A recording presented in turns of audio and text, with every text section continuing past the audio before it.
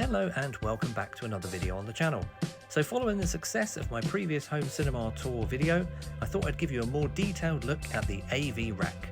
We're going to have a look at all of the equipment included, how it's connected, and a look at my recent attempt at cable management.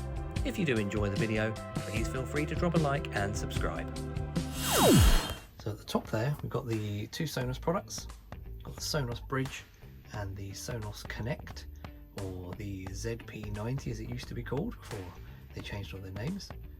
So the ZP90 or the Sonos Connect is connected to, on the next shelf down, the Cambridge Audio DACMagic via a coaxial digital cable. So that's then giving us the digital to analog conversion through the Cambridge Audio DACMagic. On the left there, the Bridge, we don't actually need both, but we purchased the Bridge in a different scenario and have just kept it in the loop as well. On the left hand side there, you've got a small Zyxel network switch with priority fields on it. It's not a managed switch, but it does have priority. So the two on the left are the highest priority for bandwidth, and then it goes down and down and down from there. Next down is the NAD CD player, which is a 525 I believe, and that is then connected again to the DACMagic, Cambridge Audio DACMagic via an optical connection. So again, the DACMagic is doing the hard work for the audio products in the system. And then as we move down again, you'll see the back end of the Xbox One S, which is then buried away in there. And that's got the separate USB hard drive connected, and also one of the USB cables is running out to a cable that plugged into some Turtle Beach, to a Turtle Beach headset. So it can charge, but also can be used hardwired if needs be. And you've got this separate power bank, which is rack mounted with the main power supplies connected. All of the power cables are intended to be kept separate from any signal cables. So you'll see there's an HDMI cable which is silver, and there's a black IEC cable, the power cable going into the Xbox One S, and they are kept as separated as possible. So all of these power cables in here are routed along the main power block here, and again kept as separate as possible from the signal cables. Buried down there behind the blue cat cable is a very old Apple TV. So it's a very standard, very old Apple TV. Moving down a bit further, we've then got a Blu-ray player buried in there, which is a Panasonic Blu-ray player. That's on the middle shelf as you see it now. And then below that is an HDBaseT matrix, giving us signal distribution around the house. Again, whilst it would be nice to have some sort of bars that run across the back of the rack, just to take the weight off of those HDMI cables, at the moment I've actually just secured them here. That's the power cables, that's the HDMI cables. There's plenty of distance between them to avoid any interference, but they are then a bit more secure. A couple of cat outputs there on the back of the HDBaseT matrix, which go to some receivers at a couple of different zones. And then moving further down from that, you've then got the back of the Marantz SR-7011 AVR, which at the moment we're using a 7.2.4 system, and the height channels, two of the rear height channels, are now preamped out to a separate stereo amplifier. That's what you see here on the right hand side, that's the pre-outs, and then you've got all of the obviously speaker terminals. Some of those, by the way, the banana plugs are reversed because the cabling, as it goes right the way through the cinema, they're not all perfectly matched, and that's just where I've wired it slightly incorrectly. So they are reversed banana plugs, the colours are backwards, but they are actually in the right polarity. So yeah, that's really the back of the rack.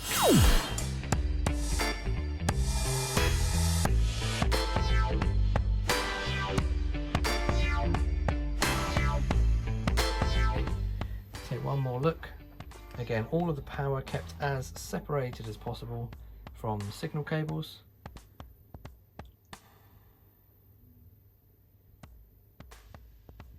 And there we go. that's the system. So let's look at the front of the rack as well then. So right at the bottom there, you've got a Rotel stereo amplifier, which is powering 2 of the height channels. Then you've got the Marantz SR-7011. This, I believe, can power up to 9 channels, but it can process 11.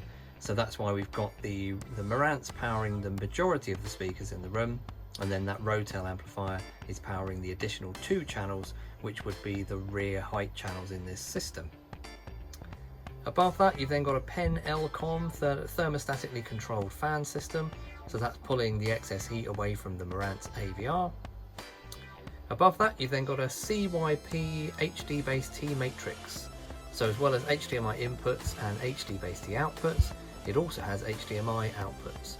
So all of the sources are connected directly into the matrix here via HDMI.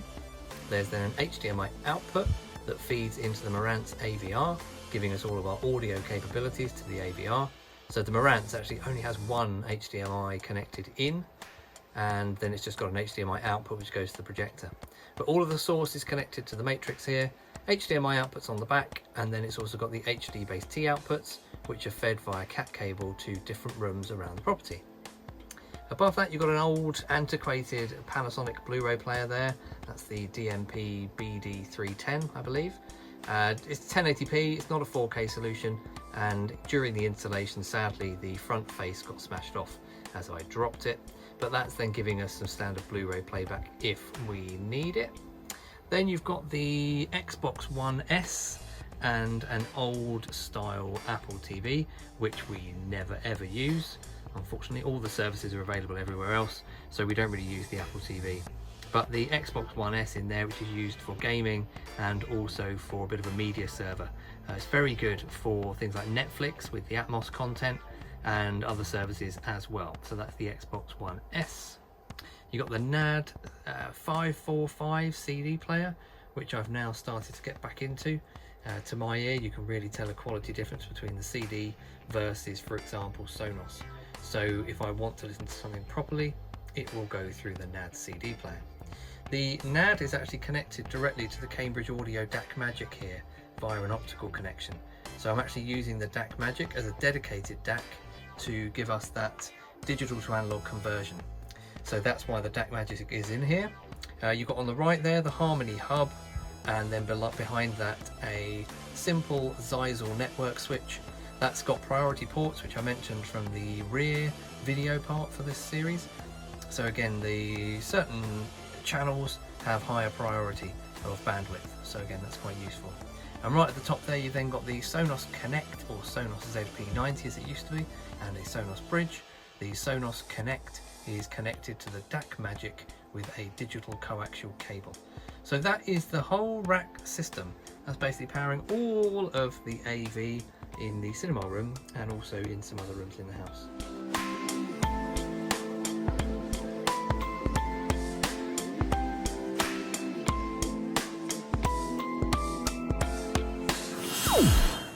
And there we have it. That brings us to the end of today's video.